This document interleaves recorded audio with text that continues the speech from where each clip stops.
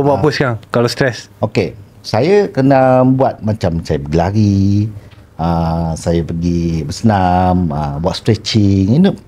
That kind of you diversify kepada benda-benda yang boleh menghilangkan, calm you down.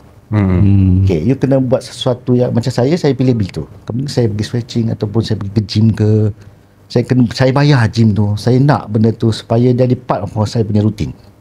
Bila saya dah buat tu, badan kita penat, tidur pun lebih nyenyak. Tidur awal semua.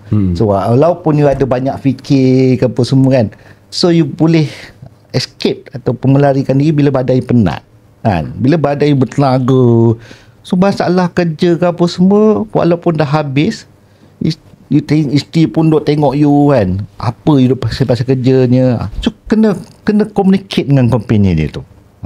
So itu salah satu cara menghilangkan stres lah.